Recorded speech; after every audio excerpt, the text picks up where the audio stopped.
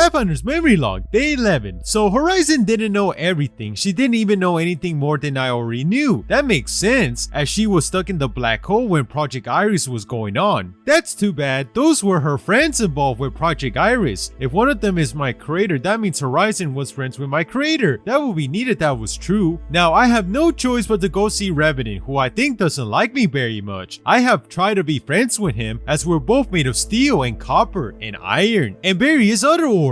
He's always been mean to me though. I tell him I love him, he just yells at me, even worse than Bloodhound did. In any case, Revenant's like me and doesn't need sleep. When I'm not in the games or hanging out at my best friend's bar, I go back to the warehouse where I first woke up to recharge my batteries. I heard rumors that Revenant does the same thing, only he hangs out under King's Canyon in the tunnels where his old warehouse used to be before Loba blew it up. It's creepy down there. It's the same place Watson was when she saw her ghost that turned out to be Rave, and there are a lot of large bugs that freak my best friend out, but not me. But they do startle me sometimes. The whole place makes my oil pressures run high, and chill goes down my middle, and my legs get really shaky, and it feels like my coils will burst out of my external plating, and sometimes I even instinctively gasp out loud when something happens, but I don't get scared because I'm a robot and robots don't get scared. Now, saying all that, I really don't want to go down there and see Revenant. I don't know why, but robots don't get scared. Robots don't get scared. Robots don't get scared. Clue box. Transmission clues. Chevrex. Lifeline's parents company. The future of the Outlands. The threat of an emergency crisis. Branthium. The solution to the energy crisis. Dr. Amelia Paquette. Watson's grandmother, a geologist, died mysteriously. The event. A mysterious appearance of Branthium 75 years ago and the death of everybody that was part of Project Iris. Cover up. Alekin. Gibraltar's grandfather. Crypto. Flash drive. Blank. New clue. The group. Blank. Self-motivation quote searching. One result found. Their morals. Their code. It's a bad joke. Dropped at the first sign of trouble. They're only as good as the world allows them to be. I'll show you. When the chips are down, these civilized people, they'll eat each other. See, I'm not a monster. I'm just ahead of the curve. The Joker from The Dark Knight, written by David S. Goyer and Christopher Nolan. Wow, that was a very scary, motivating quote. My systems may be malfunctioning. Robots don't get scared. Robots don't get scared.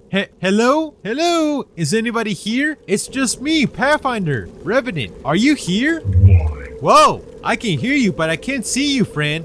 Why? I don't understand this game. Why are you here? Because of Spit it out. Why can't I see where you are? You're somewhere to my left? Am I?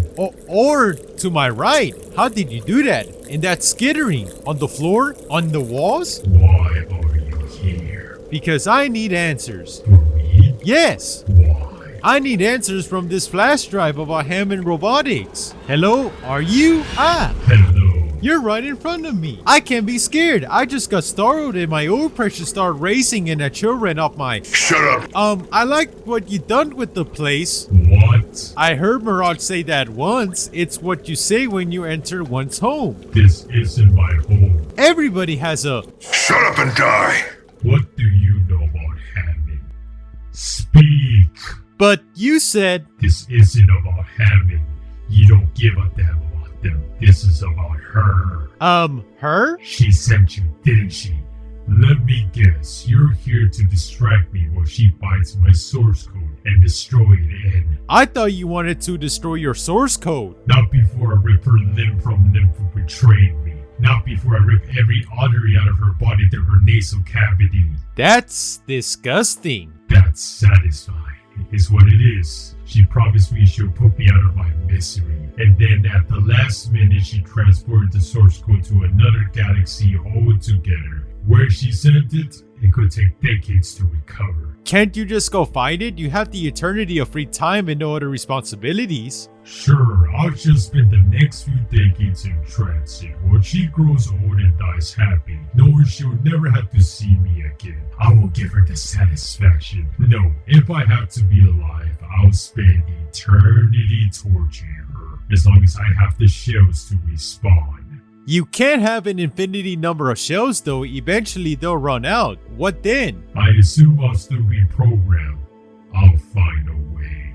You assume? You mean you don't know for sure? I was walking around for 288 years with this face and I didn't know it until a piece of glass elevator embedded itself in my neural processor. What makes you think I ever known anything for sure? Wait, wasn't it on your neck? Where do you think my neuroprocessor is located? I have my temperature gauge in my neck. I don't know why I expected a skin bag loving ass kisser like you to know anything about. Wait a minute. I'm waiting a minute. How did you know the glass was in my neck? Well, it hasn't been a minute, but I was there. You were where? I was a SOA chef de cuisine at Tenny in Olympus in 2708. And I'm just finding this out now. Were you following me? What? No, I'm not some kind of stalker. This is like the code from the 2560 all over again. I'm not a code, I'm a Marvin. I'm not your messiah, okay? Know your holy grail. I'm a killer, and this is the hell I'm damned to. This isn't hell, this is just an old IMC warehouse under Kings Canyon that Hammond took over. Not here as in where we're staying, here as in this world, this galaxy, the whole existence. It's my personal hell. You think we're all living in your personal version of hell? And what purpose will we serve in hell? To make me miserable. Wow, the entire universe and everything in existence can make you miserable? What other purpose could it serve? My internal dictionary says that makes you a narcissist. Are you head shrinking me? I can't shrink your head. Shrink rays aren't real, silly. Well, except for that one prototype made in Gaia back in... Shut the hell up already. I used to think you were intimidating, but now I just think you're confused. What happened to you? Bye. I have tried to be nice to you, friend, ever since you joined the games, but you're always mean. We have so much in common. You know I'm not like you, right? I'm sorry. I'm not like you. I'm not a robot. Yes, you are. I am made of robotic parts, but my mind, it's human. No, you're not. I need you to listen very carefully because in 2 seconds, if you tell me my mind isn't human, I'm going to melt you down into liquid and use you to strengthen my joints. But your mind is not human. It doesn't have a mind. It's just a process in there that's taking the information found in your old brain, made into zeros and ones, and coming to conclusions as to what the human you were based on would say or do in any given situation. It's processing memories, experience, desires, and characteristics in an effort to best act the way... Sorry, what was your name when you were human? Go to hell. In an effort to best act the way Go to Hell used to act when he was alive, the brain matter is kept in stasis, which preserves the appearance over time in a solution of... I don't need you to tell me how I was created, dipstick. I know how I was born. The way all simulacrums are born. No. What do you mean, no? No. Why will you be born any differently than any other simulacrums that came before you? Because there was no simulacrums before me. Finally, you shut up. You were the first? It only took them 20 years to even get me operational. Where were you? I don't know. On a slab is my guess. Storage closet maybe? I'm sorry. I don't give a damn about your sympathy. But you're a victim. I'm a killer. I killed. Millions. That's what you say. You killed millions of people, but the math doesn't add up. The number of people you would have killed daily would have been astronomical. And real life, in my mind, in my dreams, doesn't matter. Every second of the moment I'm killing something. My life is doomed to be spent drowning in putrid misery. It's in every crevice, every orifice, dried, flanking the color of human waste. I've been condemned to it. Appropriate. So what if I want to drag the world down with me into the smug? I dare you to find a skinbag who wouldn't be in my shoes. What happened to you? The Mercenary Syndicate and Hammond Robotics happened to me. No, before you were human. Does it matter? Everything matters. I was a skinbag for 44 years. I've been like this for 313 years. What makes those 44 and more important than the 313 that followed? Because you were human. You had emotions and a consciousness. You're making a whole lot of assumptions about a guy who used to murder people for a living. So what happened to you? That first time you died, your human death, how did it happen? Maybe you didn't hear me. I asked how you died. I can't believe it's you. I'm what? That's your answer? That doesn't make sense. I don't know who I thought it would be, but sure as hell wasn't you. Wouldn't be who? What? Who asked me that? The first time you died, how did it happen? You're the first person in 313 years to ask me that question. Nobody has ever asked me, and I always wonder, would they? But no one ever did, until you. I can't believe it's you. Maybe more people will ask if you didn't murder them first. Huh, maybe. Let me see that flash drive.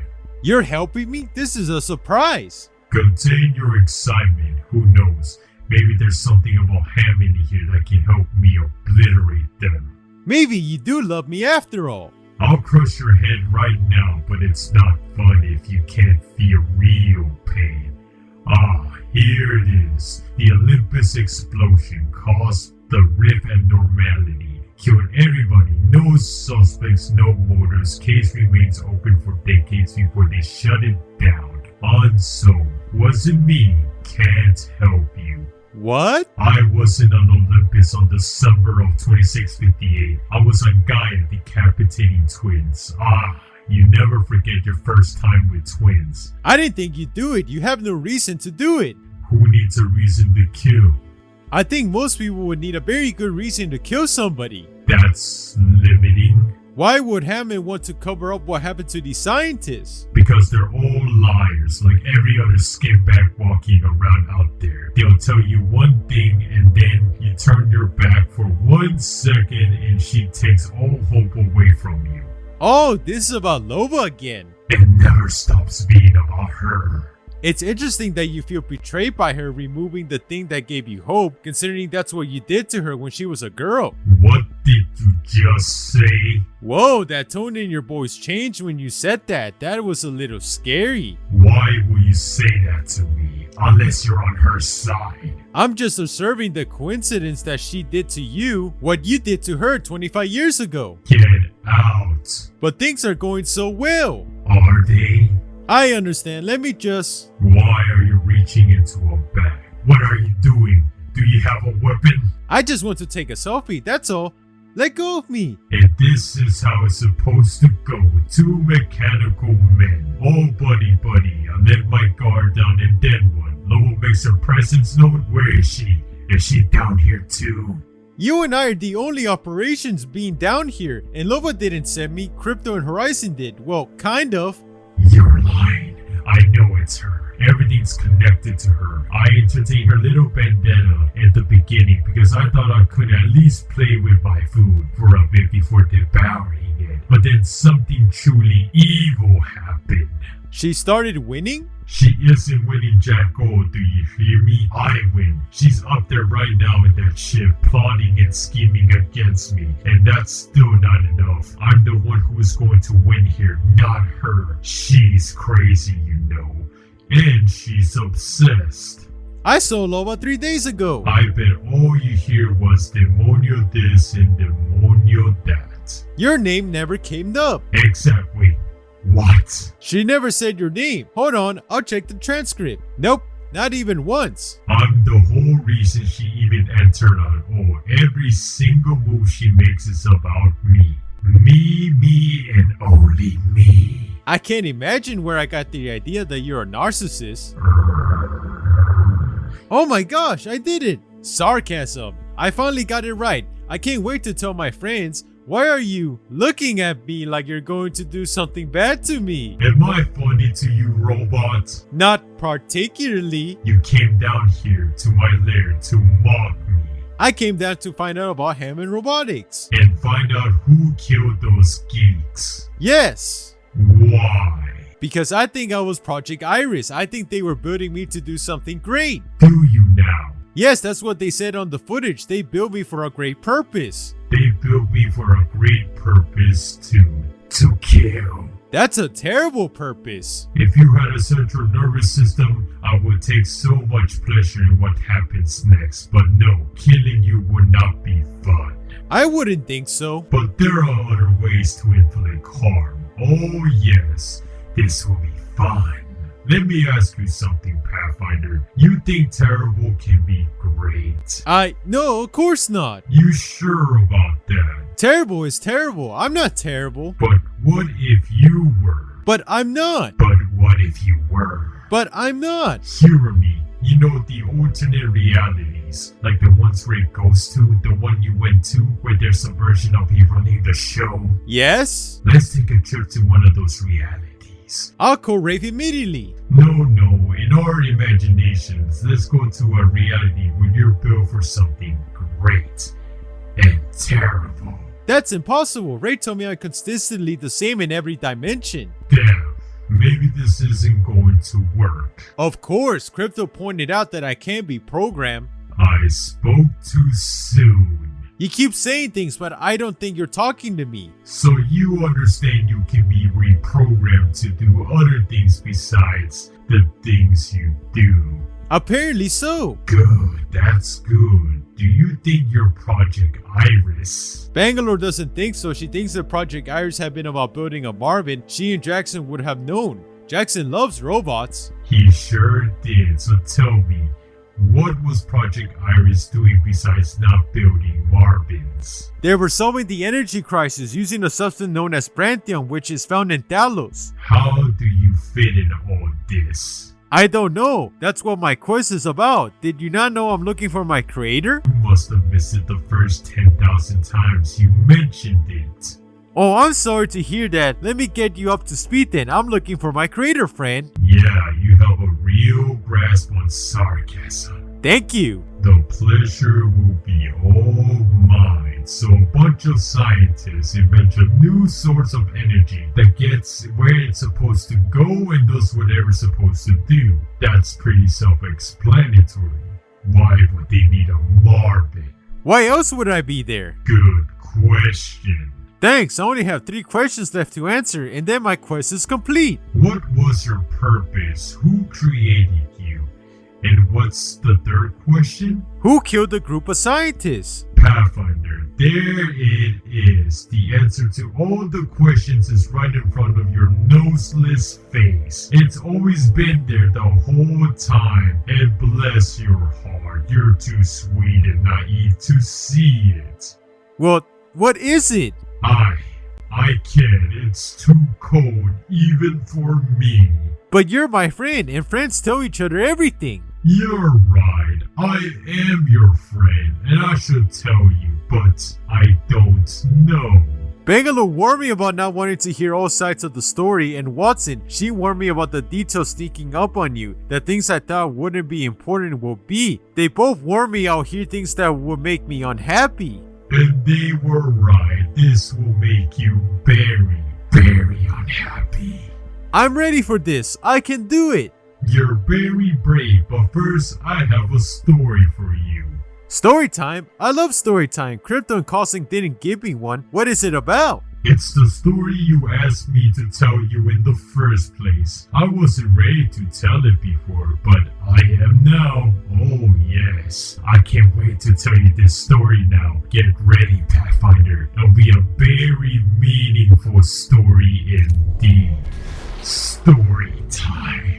Once upon a time, there was a man named Bob Woods. Bob was a very good man. He went to work every day at the city planning office. He worked in water filtration. He came home and read books to his 2 kids. He had a beautiful wife who probably cooked them dinner every night of the week because it made her happy. There was nothing but love and laughter every day for Bob. But then one day, Bob went to work. It was a day like any other day. Only this day, Bob saw something he wasn't supposed to see. He saw his boss who worked with a bunch of other men in a group of sorts, like a cabal, or a commission, or a syndicate, if you will. And they were roughing up a guy who owed them money.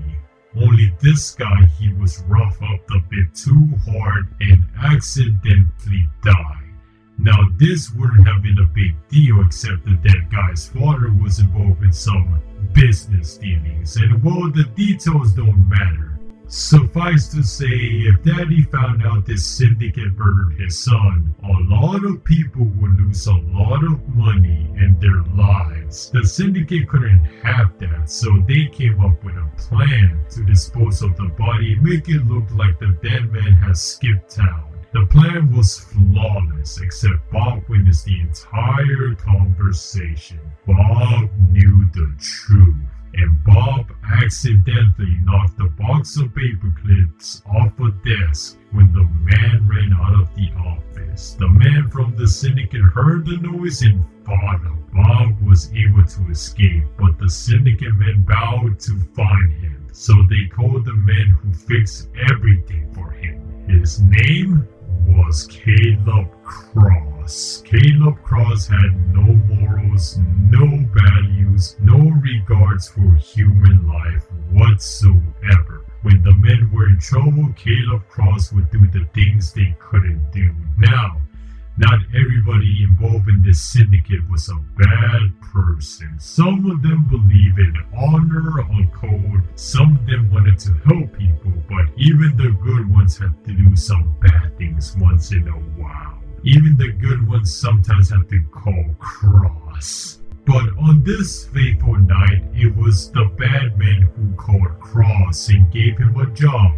Make sure Bob never told the truth about what he saw and what he heard. Bob went home and told his wife what he had seen. She told him to go to the good men at the syndicate, tell them the truth. Bob was scared, but his wife, her name was Meredith. She knew the good man at the syndicate would help him. So Bob went to the good men of the syndicate and told them what he'd witnessed. They were understandably upset, and they had the bad man who set these terrible wheels in motion taken away, never to be heard from again. Bob had done the right thing in life once again, and the bad people were caught. And Bob felt good about his decision. He went home to tell the woman he loved with all his heart that it was over and the bad men were caught.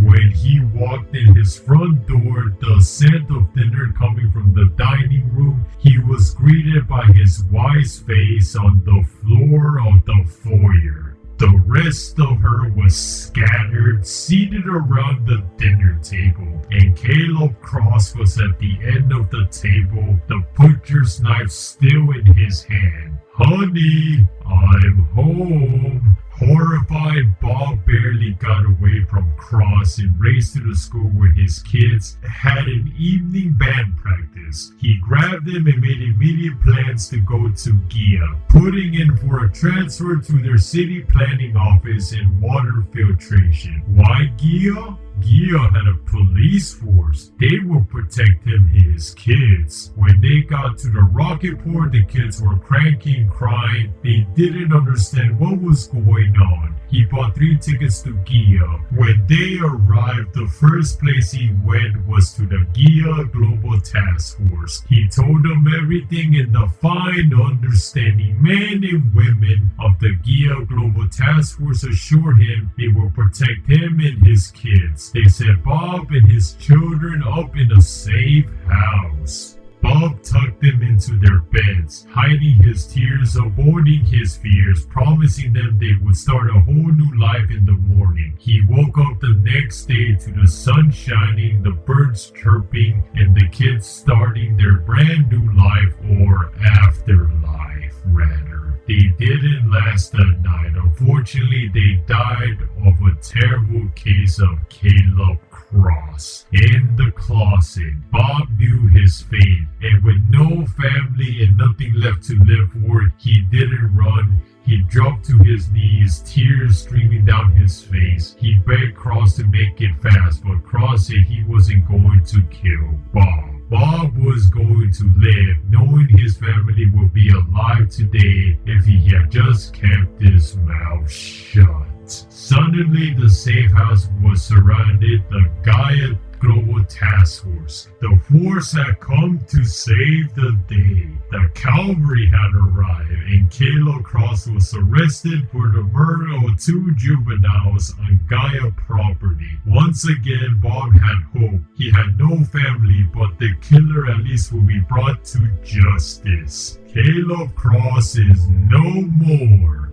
But alas, this is not the way of the world. The syndicate pulled some strings and the charges against Caleb Cross were dropped. Bob learned about it that night before Cross released from task force custody, and boy, was Bob upset to hear this. He just couldn't catch a break, so he came up with a plan. The next day, Caleb Cross was freed. He walked out into the sunny Gaia air, surrounded by syndicate mercenaries. He returned to his hotel where he poured his usual scotch to celebrate another mission accomplished. He never tasted the clear liquid that had been carefully placed at the bottom of the glass. The liquid that left him unconscious minutes later. The last thing he saw was Bob stepping out of the hotel room closet, watching Cross slip into unconsciousness from afar. The irony of this insignificant, forgettable, underestimated little man being the first person to ever get the jump on him was now lost on Cross as he passed out. But Bob was pushed to his limit. Bob couldn't let this monster walk free. Bob had had enough. When Cross woke up, he found himself tied up, lying on a catwalk, overlooking a large room full of bats of something foul. More awful than anything Cross had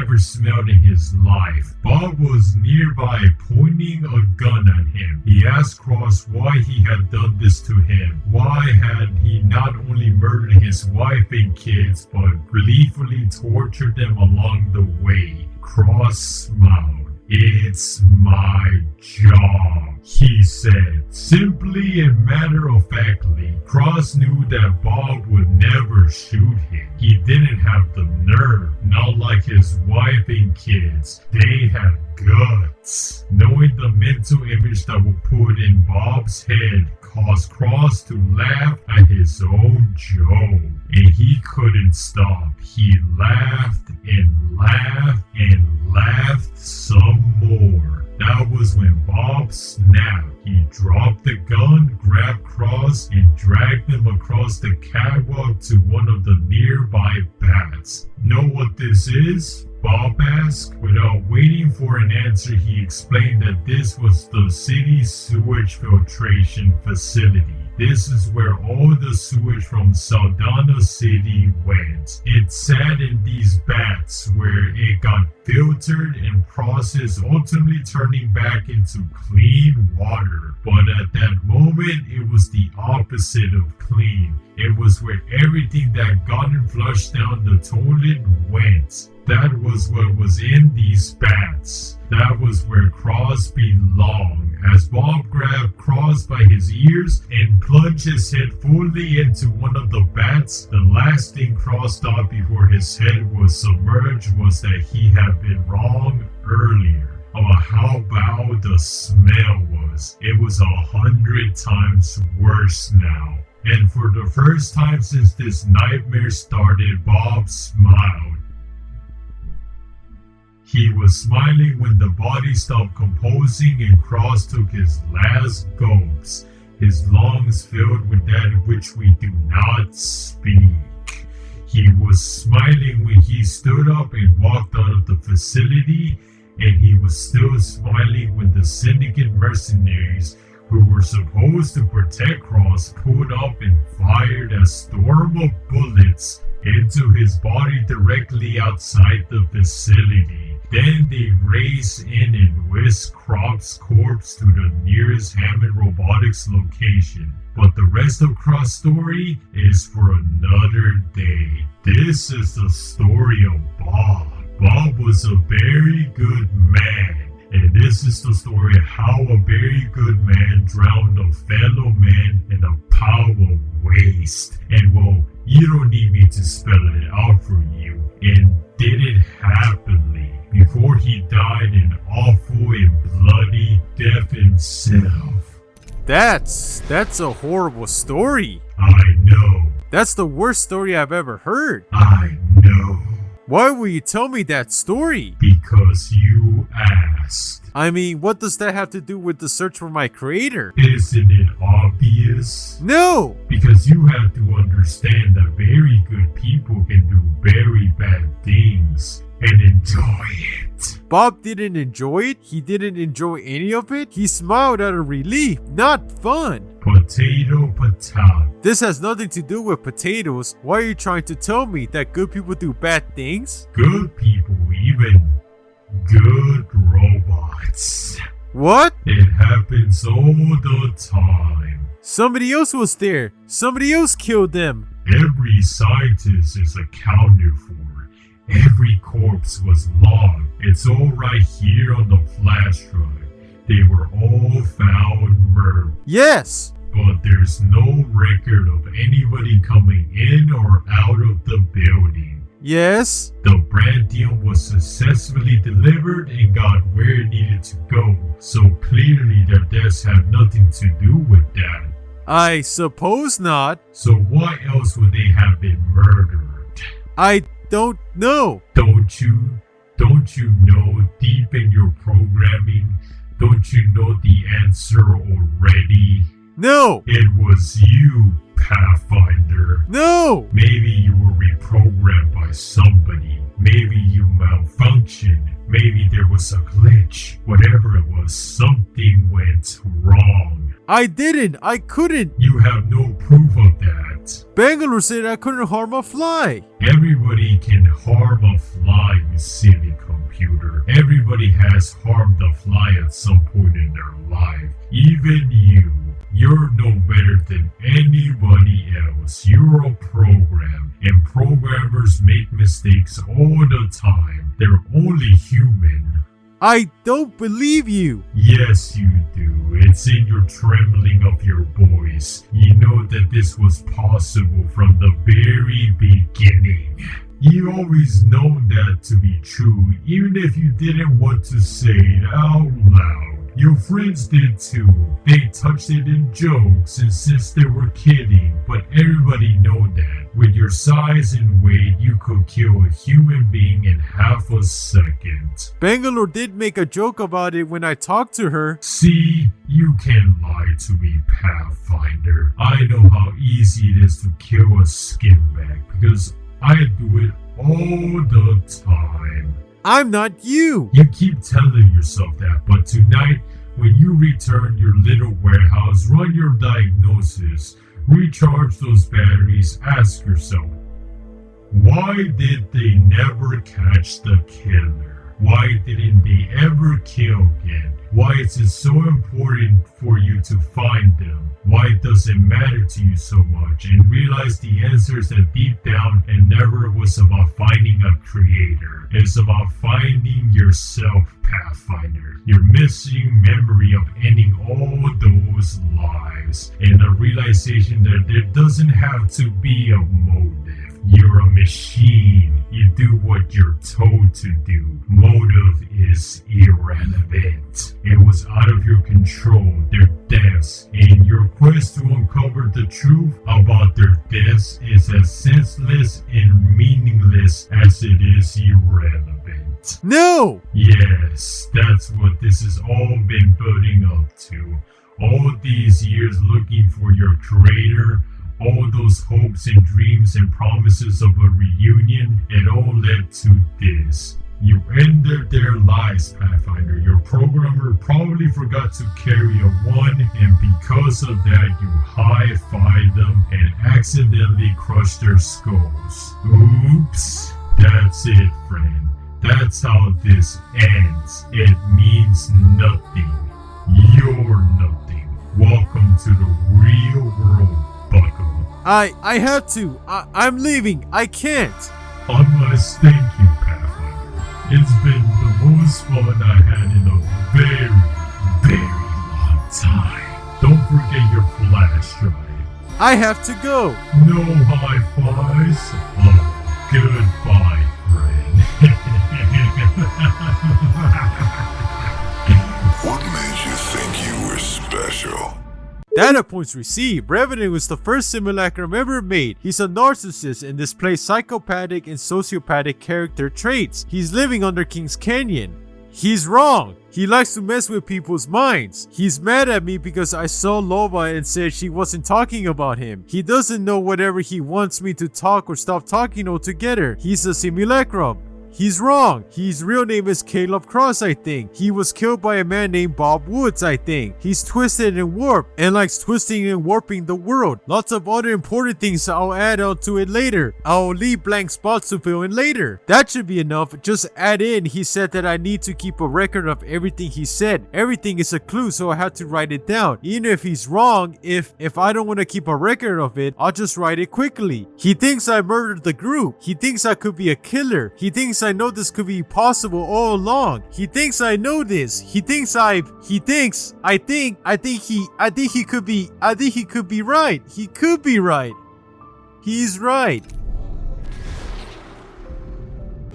Still music keeps on turning me from the words that hurt my soul, removing doubts from my mind.